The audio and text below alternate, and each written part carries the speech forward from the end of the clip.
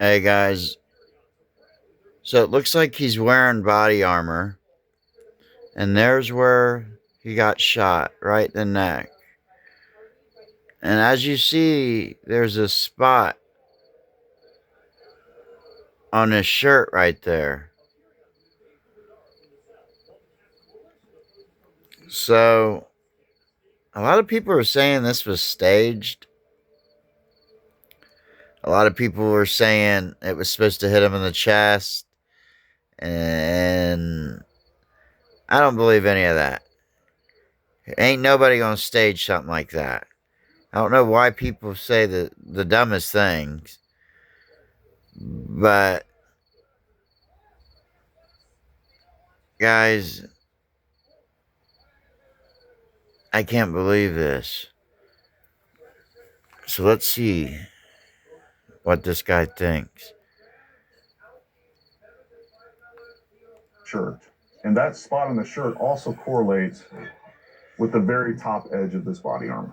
And Yeah. you can also see the first appearance of an entrance wound, and that's really weird too. So when we see an entrance wound from a firearm, especially on the skin and something in an area that's soft tissue like the neck, we normally don't Yeah. see such a large hole there with the entrance wound. We just don't. When skin is Okay. pierced, whether it's a projectile or anything else, that stuff stretches out of the way and then it closes back in on itself.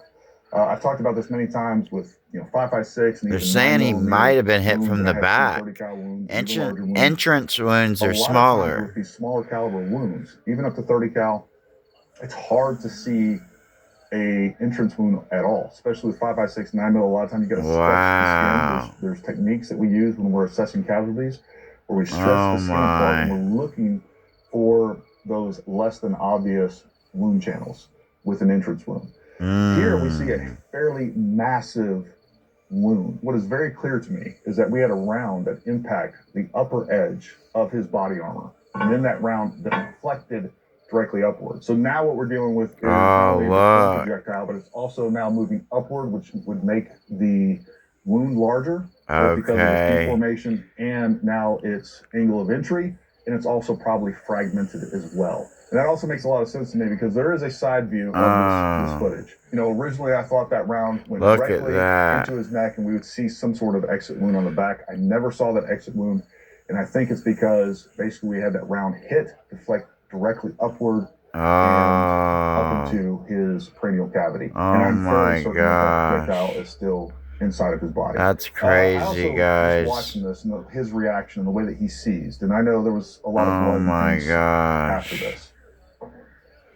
I think Charlie was dead the moment right at impact. I don't think he even knew it hit him, regardless of all the blood loss, all of those things. And I know later on there was reports that he was in critical condition, that there was a pulse, and they may have gotten him to a hospital. They may have hooked him up to some machines on life support, and they may have had a mechanical pulse. But that doesn't mean that he was alive.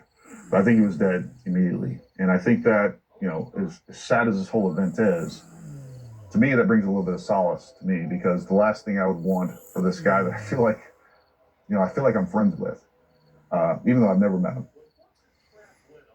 Now starting my first of Man. 5 success. Oh boy. Guys, I can't believe it. Oh, that's some disturbing stuff. Man. This world's crazy. This world is so crazy. Well, guys,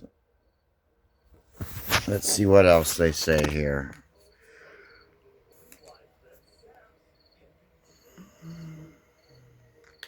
Um, he wasn't suffering and he wasn't having to sit there and all these Yeah. things go through his mind about his family and all these things.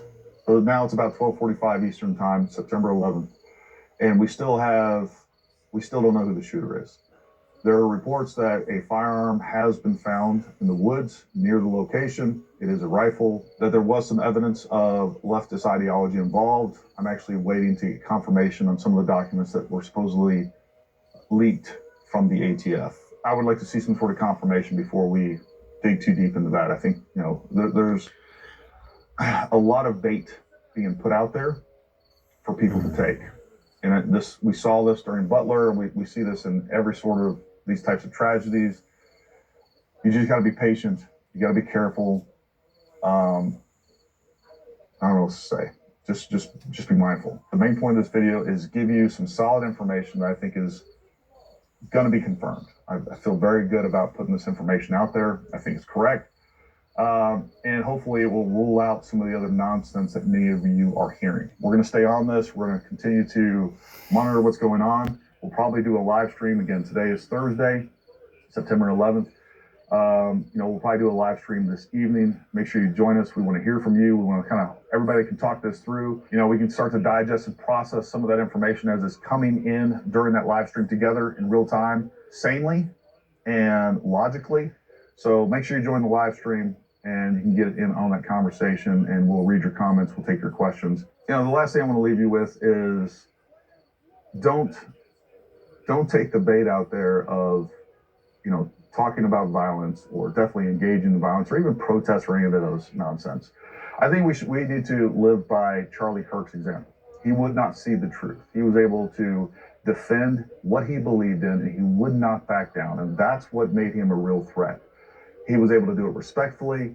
He was extremely compelling. He was extremely good.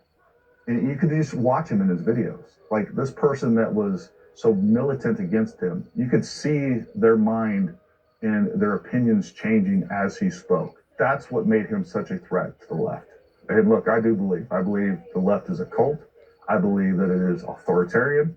And I believe they're willing to go to any lengths necessary, whether it's demonize people, call people bigots, racists, Nazis, put them in jail, have them canceled, silence them. This is what the left does. But we need to follow Charlie Kirk's example. Don't even entertain any sort of violence. You need to protect yourself. You need to stay armed. You need to stay ready. But you also need to be able to defend your truth and not back down, not even an inch. Stand up for what you believe in.